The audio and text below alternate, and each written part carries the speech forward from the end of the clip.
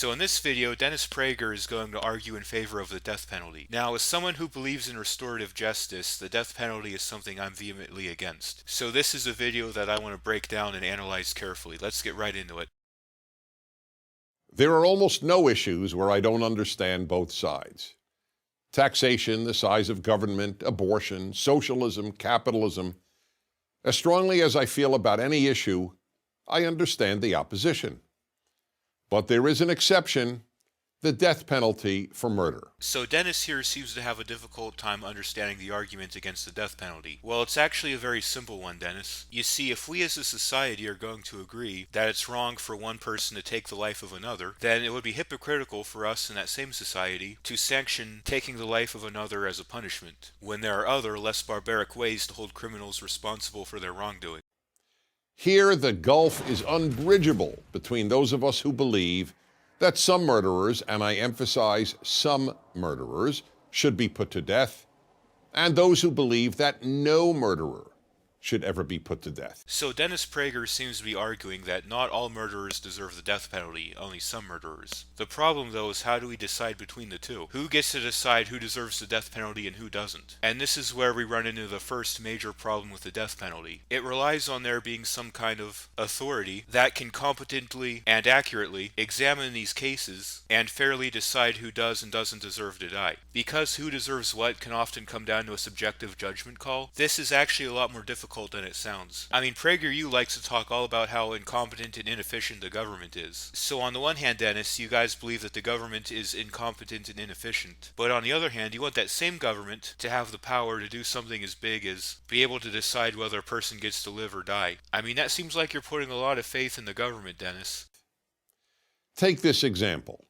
On the afternoon of July 23, 2007, in the town of Cheshire, Connecticut, two men broke into the home of Dr. William Pettit, his wife Jennifer, and his two daughters. The men beat Dr. Pettit nearly to death with a baseball bat. One of the men raped the doctor's wife, and the other man sexually assaulted their 11-year-old daughter, Michaela. The two men then strangled Mrs. Pettit to death, tied down the two daughters on beds, doused them with gasoline, and while the girls were still alive, set the house on fire.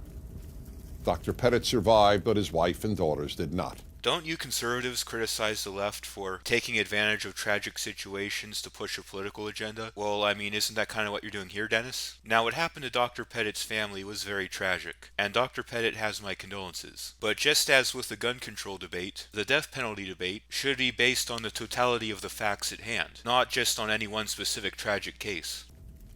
Those opposed to capital punishment believe that these two men have a right to keep their lives. Well, yeah, because life is precious and irreplaceable, and someone shouldn't just lose their life just because they made a mistake, even if it's a particularly heinous mistake. Because with the right services and treatment, even the absolute dregs of our society can turn into productive citizens. You see, I personally believe in something called restorative justice. What that basically means is that I think the purpose of justice is to correct a situation that went wrong, as opposed to just punishing the offender. Now, yes, of course, holding the offender responsible is an important component of justice, but not the entirety of it. So, is there anything a person can do to deserve the death penalty? To those opposed to capital punishment, the answer is no. Well, I mean, it's not even necessarily a matter of do they deserve it, because like I mentioned before, what someone deserves is largely subjective. What I think it's mostly a matter of is, what's the most practical way to approach the issue? I'll give an example. Take killing someone in self-defense. When you kill someone in self-defense, your goal isn't necessarily to kill them, it's rather to prevent them from doing whatever harm they're about to do. In fact, most people in a self-defense situation probably would prefer not to kill them, but it's their only option. Whether or not the person deserved to die wasn't part of the issue. The issue is, I need to protect my home or my family from a threat. What do I need to do in order to do that? In fact, many opponents of capital punishment believe that killing murderers is the same as murder. You heard me right. Most opponents equate the murder of an innocent family with putting the murderers of that family to death. Mr. Strummer, give me a break. like. So people who argue that the death penalty is murder aren't necessarily trying to argue that all killings are morally equivalent. Obviously, if you're someone who believes in self-defense like I do, then you believe that there are at least some instances out there where it can be considered morally justified to kill someone. The reason we tend to argue that the death penalty is murder is because, like I mentioned at the beginning of the video, if we as a society are going to agree that it's generally wrong for one person to take the life of another, then to not avoid doing so to the greatest extent possible would be hypocritical. Opponents of capital punishment also argue that keeping all murderers alive sanctifies the value of human life. Well, in a way, Dennis, it sort of does. You see, Dennis, at the end of the day, we're all human, we all fuck up sometimes, we all make mistakes. Unfortunately, sometimes we make rather heinous mistakes, but we all make mistakes. Now, when someone does make a mistake that's particularly heinous, they should be held responsible for that, absolutely. But it should be an opportunity to learn and grow as a person. And, well, when you kill somebody, you're basically taking away their ability to use that mistake as a learning experience and to build themselves as a better person. So, in a way, keeping murderers alive does sanctify human life, because it, first of all, recognizes the imperfection of humanity, and second of all, gives murderers a chance to become better people and perhaps even give back to the families and communities they victimized. But the opposite is true. Keeping every murderer alive cheapens human life because it belittles murder. That's easily proven. Imagine that the punishment for murder were the same as the punishment for driving over the speed limit.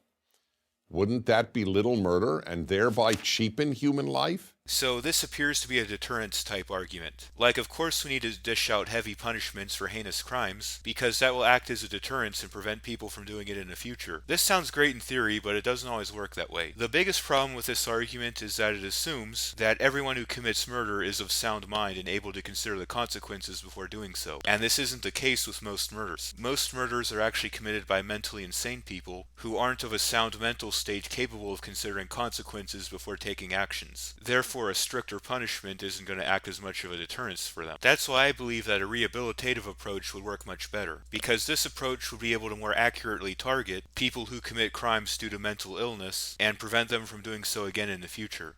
Of course it would. Society teaches how bad an action is by the punishment it metes out. Dennis here seems to be arguing as if the only possible way you could hold someone responsible for a heinous crime is by killing them. Like, I agree that the punishment doled out for a crime should be of similar magnitude to the crime that was committed, but is killing them really the only option? Especially nowadays that our understanding of human psychology is better, and we're better able to offer rehabilitative services to criminals. And what about the pain inflicted on the loved ones of those murdered?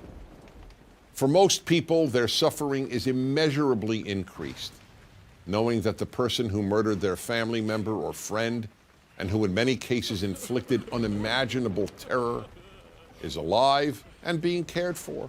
My condolences go out to anyone who's lost a family member to a heinous crime, but I don't think we should make decisions based on emotion alone, especially big decisions such as whether or not to take someone's life permanently. The truth is that the death penalty doesn't provide the sense of closure to victims that people think it does. In fact, it can actually do the opposite. It can leave a lot of old wounds festering open. You see, death penalty cases can drag out for a long time. This can result in victims and witnesses being called back to court for years or even decades after the alleged incident happened. This can significantly add to the feeling of stress that victims of heinous crimes suffer from.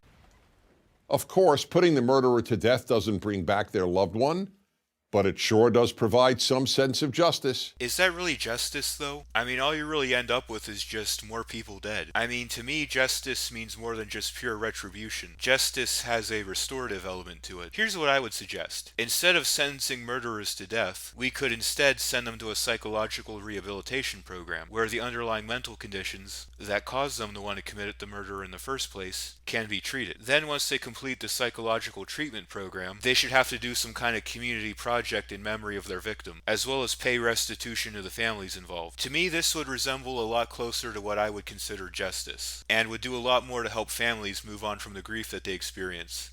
That's why Dr. Pettit, a physician whose life is devoted to saving lives, wants the murderers of his wife and daughters put to death. In his words, death is really the only true just punishment for certain heinous and depraved murders. Well, I mean, that kind of violates the Hippocratic Oath. Doctors are supposed to seek the health and well-being of everyone, and put whatever personal vendettas they may have to the side.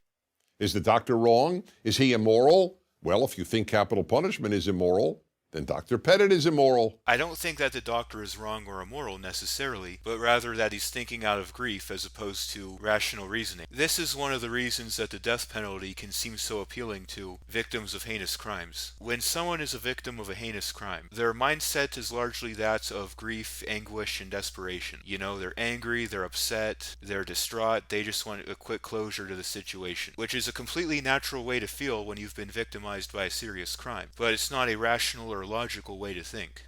And what about opponents' argument that an innocent person may be executed? This argument may be sincerely held, but it's not honest. Why? Because opponents of capital punishment oppose the death penalty even when there is absolute proof of the murderer's guilt. Yeah, because someone might be opposed to the death penalty for reasons in addition to the possibility of a false conviction. If there were a video of a man burning a family alive, opponents of capital punishment would still oppose taking that man's life. You know that video evidence can be fabricated, right? This is especially a problem when you consider that as technology improves, so does the accuracy of video editing software, and it becomes more and more difficult to distinguish between altered and unaltered video. Moreover, by keeping every murderer alive, many more people are murdered. Other prisoners, guards, and people outside of prison in case of escape or early release. Again, this assumes that murderers will always be violent forever for the rest of their lives, and can't be offered psychological or rehabilitative services. Also, one very big reason that prisoners tend to get released early is because prisons run out of capacity, because they get full of nonviolent offenders. So if you want prisons to have enough capacity to hold people who need to be there, I say end the war on drugs. Hey, just a thought. Then the infinitesimally small number of people who might be wrongly executed. I feel like the mere possibility of wrongful executions should be reason alone to oppose the death penalty. I mean, the whole reason we have things in our justice system, such as presumption of innocence and proof beyond a reasonable doubt, is precisely because it's a tenet of justice that it's better to err on the side of letting the guilty go free than punishing the innocent. And now with DNA testing and other advanced forensic tools. One thing that crime investigation shows like CSI and Law and Order are very notorious for is giving the public a false impression of how forensic science actually works. It's not some kind of magic that immediately determines who the culprit is. At best, it usually just narrows down the range of potential suspects. It is virtually impossible to execute an innocent person. Even if these forensic tools were 100% flawless, that still wouldn't prevent all false convictions and false executions. Because remember, these forensic tools still have to be used and interpreted by humans at the end of the day. It's still possible that an investigator might collect the wrong fingerprints, or a forensic technician might use the wrong DNA, or even intentionally plant false evidence out of maliciousness. No matter how perfectly accurate your forensic tools are, there's still that human element that needs to be accounted for. Then there is the argument offered by some people in the name of religion that only God has the right to take human life. I always wonder what religion these people are referring to, since the holiest book of no religion of which I am aware ever made that claim. People just make that argument up. Isn't one of the 10 Commandments literally "thou shalt not kill"? Isn't revenge one of the 7 deadly sins? Heck, isn't the entire religion of Christianity based around someone sacrificing themselves so that sins can be forgiven? Isn't forgiveness like a big virtue of Christianity? It's amazing how I as an atheist know more about the Bible than most Christians. So if you're on the proverbial fence on this issue, please ask yourself this question. Do you really believe that the torturers, rapists, murderers of Dr. William Pettit's wife and daughters, and evil men like them, deserve to keep their lives? Yes, I do. Because evil people aren't necessarily evil forever. They can be rehabilitated, they can be educated, they can be taught the error of their ways, they can learn from the mistakes they've made. If you're like most people, your answer is no. That's a bandwagon fallacy, Dennis. Your heart, your mind, your whole being cries out for some justice and fairness in this world. But what if my idea of justice and fairness is different from yours? Those of you who are keen might be able to pick up on what Dennis is doing here. He's using vague, positive-sounding buzzwords to make his argument seem stronger than it really is. You're not against justice and fairness, are you? But if you really do believe these people deserve to keep their lives, well, as I said at the outset, I don't understand you. And likewise, if you're someone who doesn't trust the government but believes they should have the power to choose between life and death, I similarly don't understand you. Until next time, this has been Philosophoz, making stupidity play dead. Everyone take care.